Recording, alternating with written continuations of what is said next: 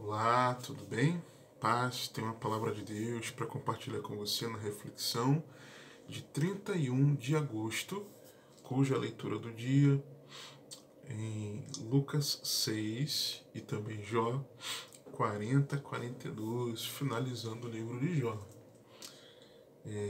E o Senhor me impeliu a falar mais uma vez sobre Jó, um texto em Jó, versículo 5, famoso versículo, Jó 42, 5. Diz assim a santa e poderosa palavra de Deus. Com o ouvir dos meus ouvidos, ouvi, mas agora te veem os meus olhos. Com o ouvir dos meus ouvidos, ouvi, mas agora te veem os meus olhos.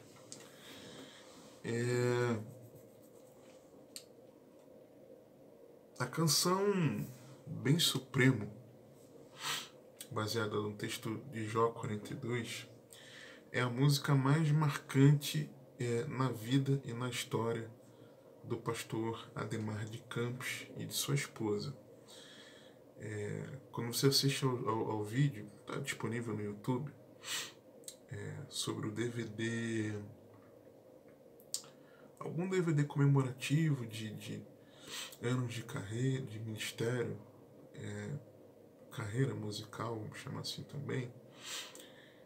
Ele chama vários convidados, cantores, e em dado momento ele chama a esposa dele,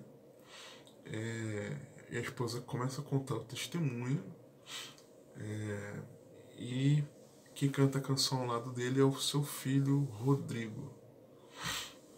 E aí conta a história da canção, e isso também está relatado lá, a gente vê na página oficial do pastor Ademar na internet, que diz isso, que a canção mais marcante para eles. A canção nasceu no seu coração nos dias em que eles sofreram a perda de sua filha Raquel. Se eu não estiver enganado, a primeira filha. Os momentos de dor foram seguidos de promessa divina que garantia a eles filhos. E assim aconteceu. Eu lembro que nesse DVD, por exemplo, ele fala do texto que o Senhor mostra para eles que eles gerariam, algo assim maravilhoso. Assim aconteceu, e hoje são 10 entre filhos, genros, netos, e a alegria ultrapassou toda a tristeza e dor. E então surge a canção Bem Supremo, que diz assim: antes eu te conhecia de ouvir falar, mas agora de contigo andar. Eu sei o Deus que tenho, meu Rei, Senhor e Pai. Te quero em minha vida mais e mais. Antes eu te conhecia de ouvir falar, mas agora de contigo andar. Tu és meu bem supremo, meu Rei, Senhor e Pai. Me alegro em tua vontade, mais e mais. Tu sondas e conheces meu coração, Senhor. Sabes, sou limitado, mas conto com teu amor. Sendo, pois, teu filho, venho te dar louvor. Que bom é tua vida em minha vida. Tu sondas e conheces meu coração, Senhor. Sabes, de ti dependo e conto com teu amor. Sendo, pois, teu filho, venho te dar louvor. Que bom é a tua vida em minha vida. Que glória é tua vida em minha vida. Me alegro com tua vida em minha vida. Olhando para o nosso contexto, após o discurso de Eliú, que sucedeu a alternância entre as falas dos amigos de Jó e a defesa dele. Deus então responde a Jó. Todos os argumentos humanos sobre o sofrimento, inclusive os do próprio Jó, são silenciados pela voz de Deus, que o desafia ao comparar a sua própria onipotência com a impotência de Jó. O Senhor descreve a grandeza da terra, no capítulo 38 até o verso 18. Depois a complexidade dos céus, dos versos 19 a 38. A grandiosidade do propósito das criaturas na terra, do verso 39 do capítulo 38 ao verso 30 do capítulo seguinte, o 39. Então assim, Deus convence Jó de que criou a terra e a governa de maneira justa e compassiva, mesmo como criador e mantenedor do universo. Deus ainda cuidava mais de Jó do que dos animais, ainda que permitindo o sofrimento. Ele é o Senhor de tudo e pode determinar o que está certo, não nós. E quem puder contender contra o Todo-Poderoso, que responda por isso. Jó humilha-se perante Deus e entende que o melhor a fazer é ficar calado. Deus prossegue depois, no capítulo 40, verso 6 até o 41, 34, até que Jó reconhece que falou bobagem. Lembra que ele chegou ao ponto de distorcer o caráter de Deus, chamando de cruel? Porque ele não entendia o que estava acontecendo. Arrependido, agora Jó resolve se dispor a aprender com Deus. Ele admite que conhecia Deus antes de ouvir falar, mas agora com ele andar, a partir do sofrimento. Jó, muitos anos depois desses acontecimentos, ele morre. Versículo final. Então morreu Jó, 16, né? E depois disso viveu Jó 140 anos e viu a seus filhos e aos filhos de seus filhos até a 4ª geração. Então morreu Jó, velho e farto de dias. Jó morreu muitos anos depois desses acontecimentos. Porque o texto diz que ele viveu, depois disso, 140 anos. Mas lembra qual era a convicção de Jó? Ele morreu. Mas lembra de algo? Jó 14, 13 a 15. Quem dera que me escondesses na sepultura e me ocultasses até que a tua ira se fosse e me pusesse um limite e lembrasses de mim. Morrendo o homem porventura tornará a viver? Todos os dias de meu combate esperaria. Tinha uma esperança. Até que viesse a minha mudança. Que mudança de quem está morto? A ressurreição. Chamar-me-ias e eu te responderia. Quando é que o Senhor vai chamar os mortos? No retorno de Cristo. E terias afeto à obra de tuas mãos. Jó era convicto de que ele ressuscitaria para estar diante de Deus, porque ele sabia que o seu Redentor vive. Jó 19, 23 a 27. Quem me dera agora que as minhas palavras fossem escritas, e de fato, quem me dera fossem gravadas no livro, e assim foram, e que com pena de ferro e com chumbo para sempre fossem esculpidas na rocha. Eu tinha uma convicção, ok? Uma convicção. Porque eu sei que o meu Redentor vive, e que por fim se levantará sobre a terra. E depois, certeza, do Cristo vivo, né? Do Redentor vivo.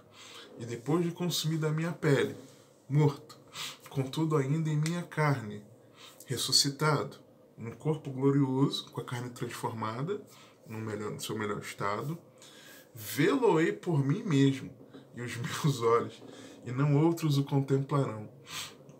E por isso, o meu íntimo, os meus rins, se consomem no meu interior.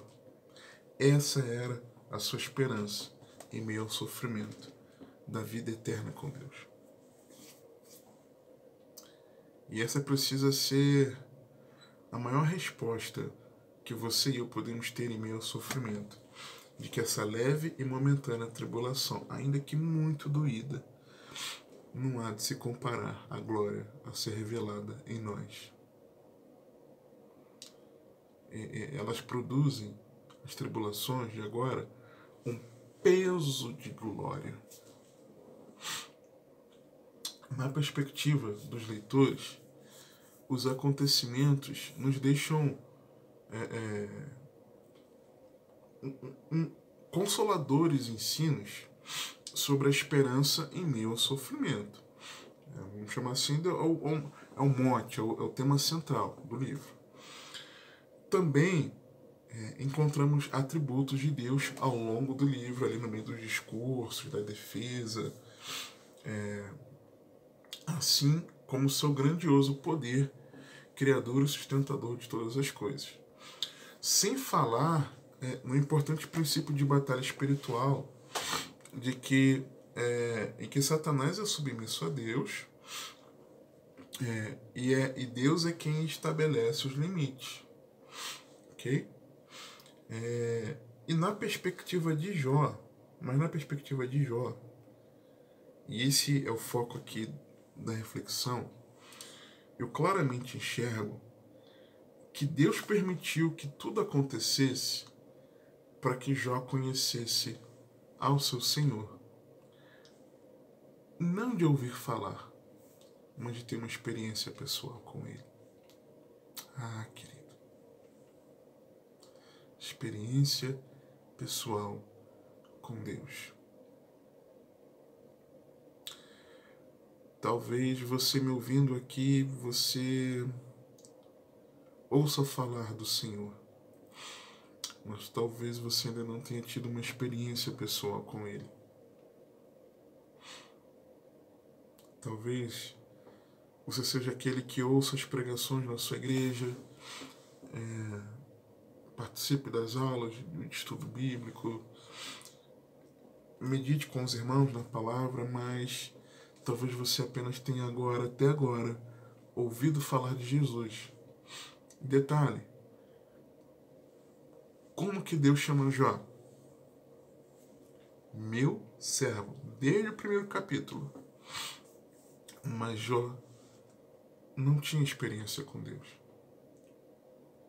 Talvez você seja servo de Deus, mas ainda não tenha tido uma experiência pessoal com Ele. Talvez você tenha uma fé e uma prática de vida a ponto do próprio Deus testemunhar que você o serve. Que você seja uma pessoa íntegra, que procure ter atitude de alguém que anda em santidade, mas ao mesmo tempo também de alguém que procura praticar a justiça. E mesmo assim, talvez ainda não tenha uma experiência revolucionária. Essa palavra que me vem agora aqui à mente, coração, com Deus. Muitos não conhecem a Deus contemplando na vivência do relacionamento diário. Há quem ouça falar de Jesus, mas precisa realinhar as expectativas. João o Batista. Lembra? João o Batista, a morte de um servo de Deus. João era servo de Deus. Mostrei ali comprovadamente na Bíblia. Porém, as expectativas que ele lançava sobre Jesus, sendo Cristo, precisavam ser realinhadas com o que de verdade estava profetizado na palavra. E Jesus traz essa consciência a ele. Mateus 11, 2-6. João, ouvindo no cárcere falar dos feitos de Cristo, ouvindo falar de Jesus, enviou 2 de seus discípulos a dizer-lhe: És tu aquele que havia de vir ou esperamos outro? E Jesus respondendo disse-lhes: Ide anunciai a João as coisas que ouvis e vides: os cegos veem, os coxos andam, os leprosos são limpos, e os surdos ouvem, os mortos são ressuscitados, e aos pobres é anunciado o Evangelho. Lembrança lá de Isaías. Isaías, do qual João era leitor, porque João, em dado momento no texto, ele afirma que o ministério dele de profeta estava revelado previamente lá no livro de Isaías. Então, quando Jesus fala isso, que estava registrado em Isaías, ele entendeu. Jesus é o Messias, o Cristo. Aí o texto continua. Verso 6. E bem-aventurado é aquele que não se escandalizar em mim. E em seguida, Jesus fala bem de João. Mas João ouviu falar de Jesus, mas as expectativas precisavam ser realinhadas.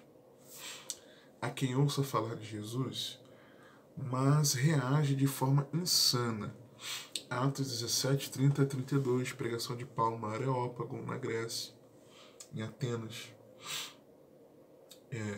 Ele conclui assim: Mas Deus, não tendo em conta os tempos da ignorância, anuncia agora a todos os homens em todo lugar que se arrependam, porquanto tem determinado um dia em que com justiça há de julgar o mundo, por meio do homem que destinou, e disso deu certeza a todos, ressuscitando-o dentre os mortos.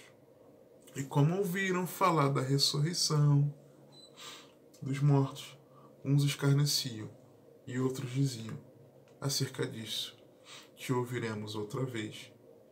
O texto depois diz que houve quem creu, alguns, mas muitos foram insanos e desprezaram a oportunidade de arrependimento, sabendo que a prova de que haverá o juízo é de que Jesus ressuscitou. Há quem ouviu falar de Jesus, mas é pragmático, quer fazer as coisas que dão certo. O Senhor até é misericordioso e acaba conduzindo, mas talvez o pragmatismo possa estar impedindo de se viver uma experiência pessoal com Deus, de você ir além. Marcos 5, 25 a 34. E certa mulher que havia 12 anos tinha um fluxo de sangue e que havia padecido muito com muitos médicos e despendido tudo quanto tinha, nada lhe aproveitando isso, antes indo a pior. Ouvindo falar de Jesus, veio por detrás, entre a multidão, e tocou na sua veste, porque dizia: se tão somente tocar nas suas vestes, sararei. Vou fazer isso que vai dar certo. E logo se lhe secou a fonte do seu sangue, e sentiu no seu corpo estar já curada daquele mal. Deu certo. E logo Jesus, conhecendo que a virtude de si mesmo saíra, voltou-se para a multidão e disse: quem tocou nas minhas vestes? E disseram-lhe os seus discípulos: vês que a multidão te aperta, e dizes: quem me tocou? E ele olhava em redor para ver a que isto fizera. Então a mulher, que sabia o que lhe tinha acontecido, temendo e tremendo, aproximou-se e prostrou-se diante dele e disse-lhe toda a verdade. E ele lhe disse: filha, a tua fé te salvou. Vá em paz e ser curada deste teu mal.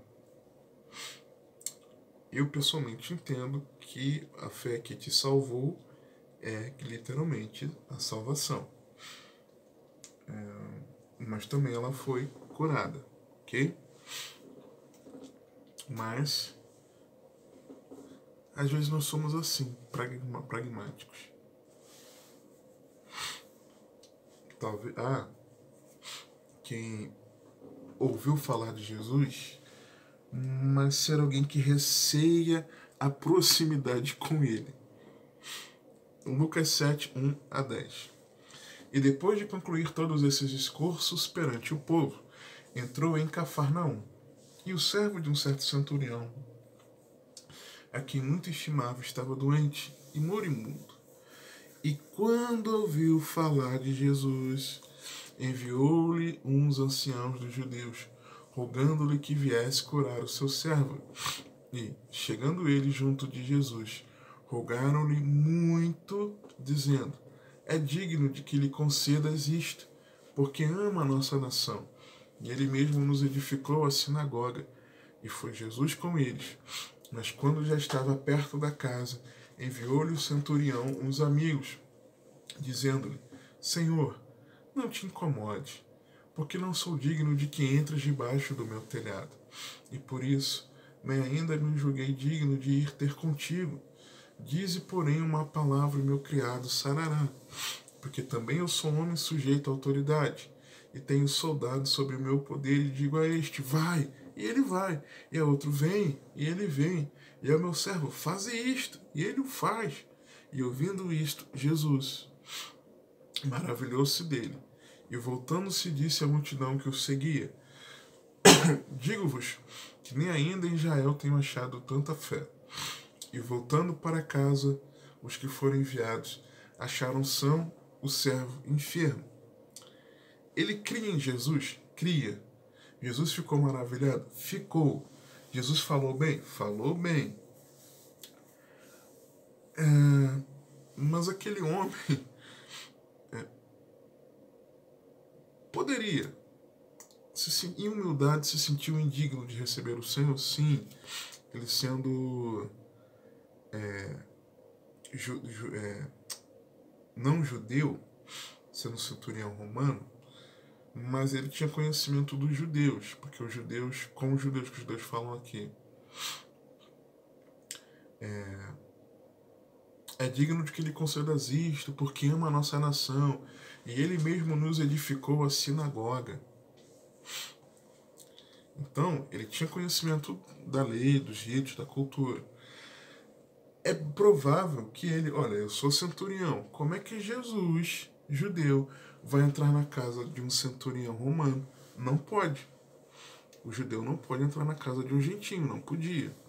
Então é possível que ele tenha desejado ter essa atitude. Mas, por que não ele mesmo encontrou com Jesus no meio do caminho, por exemplo?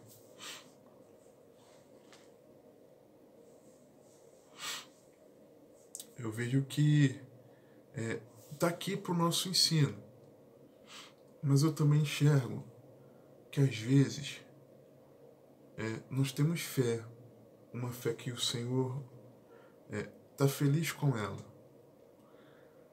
Mas é uma fé que crê no agir do Senhor, mas que talvez tenha receio de se aproximar dele.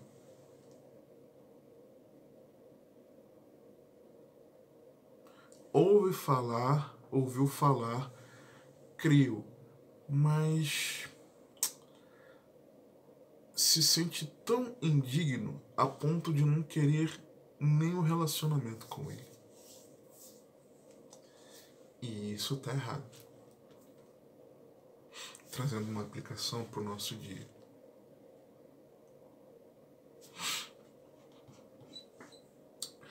Como então, diante disso exposto aqui, como ter experiência pessoal com Deus, não sendo apenas aqueles que o conhecem de ouvir falar, mas de com ele andar? Eu vejo aqui pelo menos 10 atitudes importantíssimas no capítulo 42. Primeira é desejando. Okay? Versículo 5. Com ouvir os meus ouvidos ouvi, mas agora te vê os meus olhos. Tem que desejar andar com Deus. Primeira coisa. Eu não quero. Segunda, reconhecendo a soberania divina. Versos 1 e 2. Então respondeu Jó ao Senhor, dizendo: bem sei eu que tudo pode, e que nenhum dos teus propósitos pode ser impedido. Nós precisamos reconhecer o poder, a soberania do Senhor. Ele reina, ele governa, ele domina, é com ele. ok? Nós precisamos reconhecer isso, admitir isso. Terceiro, aí pega para muitos, perdendo para Deus. Versículo 3. Quem é este que se sem conhecimento encobre conselho? Por isso relatei o que não entendia, coisas que para mim eram inescrutáveis e que eu não entendia. Olha, eu reconheço, admito, eu perco aqui para Deus, eu estava errado, falei bobagem. Mas nós queremos perder para Deus?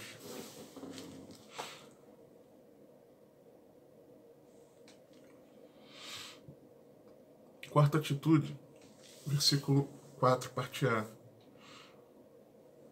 Eu vejo que é desenvolvendo uma vida de oração. Escuta-me, pois, e eu falarei. Escuta-me, pois, e eu falarei. É preciso desenvolver uma vida de oração. Quem ama Deus e que quer ter uma experiência pessoal com Ele, precisa desenvolver uma vida de oração. Quinta atitude, no mesmo verso, eu vejo aqui que é meditando na palavra de Deus. Eu te perguntarei e tu me ensinarás. Ouvindo a palavra de Deus, recebendo a palavra de Deus, meditando na palavra de Deus. Sexta atitude, versículo 6 na parte A. Por isso me abomino. Ou seja, eu conheço as minhas misérias. Ah, como nós precisamos, com o coração aberto, quebrantado, declarar que conhecemos as nossas misérias. Versículo B, mesmo verso 6, diz assim: e me arrependo no pó e na cinza. Ou seja, arrependendo-se dos pecados. Não adianta conhecer-se miserável. É preciso que isso gere arrependimento dos seus pecados. Oitava atitude. Como ter uma experiência pessoal com Deus? Obedecendo. Versículo 7 a 9. Sucedeu que, acabando o Senhor de falar a Jó aquelas palavras, o Senhor disse a ele: faz o temanita, a minha ira se acendeu contra ti e contra os teus dois amigos, porque não falaste de mim o que era reto como o meu servo Jó. Tomai, pois, 7 bezerros e 7 carneiros, e ide ao meu servo Jó, e oferecei holocausto por vós, e o meu servo Jó orará por vós, porque deveras a ele aceitarei, para que eu não vos trate conforme a vossa loucura, porque vós não falastes de mim o que era reto, como o meu servo Jó. Então foram Elifaz, o temanita, e Bildade, os suítas, Ofaro, na Amatita, e fizeram como o Senhor lhes dissera, e o Senhor aceitou a face de Jó. Obedecendo. Eles mandaram, Deus mandou, ele faz. Mas Jó entende que aquilo era uma direção de Deus, então ele corresponde em obediência. Penúltima atitude que eu vejo aqui, no verso 10, quando o texto diz: e o Senhor virou o cativeiro de Jó quando orava pelos seus amigos, e o Senhor acrescentou e dobra tudo quanto Jó antes possuía. Eu vejo aqui uma outra atitude, é o perdão. O Senhor virou o cativeiro de Jó. Mas é importante ver aqui que houve perdão. Porque os mesmos que falaram tão mal de Jó acabaram com ele. Foram os mesmos que pediram oração. E Jó, sem guardar mágoa, orou por aqueles irmãos. Como ele conseguiu fazer isso? De que forma? Os amigos, de que forma? Perdoando. Usando, aplicando os princípios na prática da vida. 10º lugar e último, humilhando-se. Porque não apenas ele perdoou os amigos e intercedeu pelos amigos. Mas ele recebeu uma comitiva que o restituiu. Então vieram a ele todos os seus irmãos e todas as suas irmãs, e todos quantos dantes o conheceram, e comeram com ele pão em sua casa, e se condoeram dele, e o consolaram acerca de todo o mal que o Senhor lhe havia enviado. E cada um deles lhe deu uma peça de dinheiro e um pendente de ouro. Humilhando-se. João ali, que tinha posses, ele estava se humilhando e recebendo ajuda. Então, como ter uma experiência com Deus, pessoal? Desejando isso, reconhecendo a soberania divina, perdendo para Deus, desenvolvendo vida de oração, meditando na palavra, conhecendo suas misérias, arrependendo-se dos seus pecados, obedecendo, perdoando e humilhando-se. Espero que esse vídeo tenha te ajudado a entender, refletir sobre antes conhecia de ouvir falar. Que o Senhor te abençoe e te guarde, que Ele te conduza e governe a sua vida, porque você tem acesso.